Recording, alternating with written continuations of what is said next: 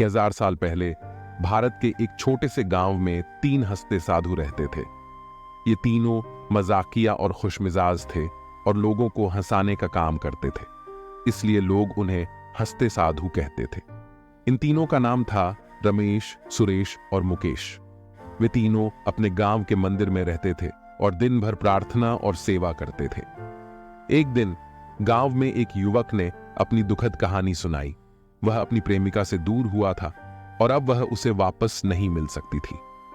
युवक की बात सुनकर तीनों साधुओं को भी दुख हुआ और वे उसे समझाने लगे कि जीवन में हंसने के साथ साथ दुख भी होता है और उसे स्वीकार करना ही सही है।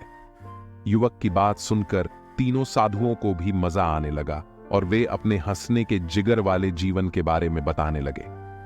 उन्होंने बताया कि जीवन में हमेशा खुश रहना हमारे हाथ में है और हमें खुश रहने के लिए अपने दिल को खुलकर खोलना चाहिए। वे उस युवक को समझाते गए कि वह अपनी जिंदगी को दुख से भरने की बजाय उसको हंसने का साधन बना सकता है। युवक ने तीनों साधुओं की बात सुनी और वह अच्छे से समझ गया कि जीवन में हंसना है और उससे सबक भी लेना है। वह तीनों का धन्यवाद करते हुए उस गांव से चला गया। उस दिन से उस युवक की जिंदगी बदल गई।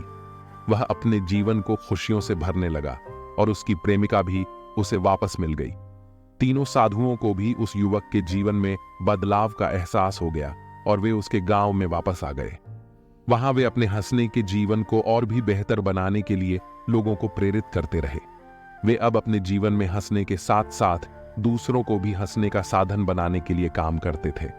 इस तरह से तीनों साधुओं ने अपने हंसने के जीवन से दूसरों को भी प्रेरित किया और उनका गांव खुशियों से भर गया।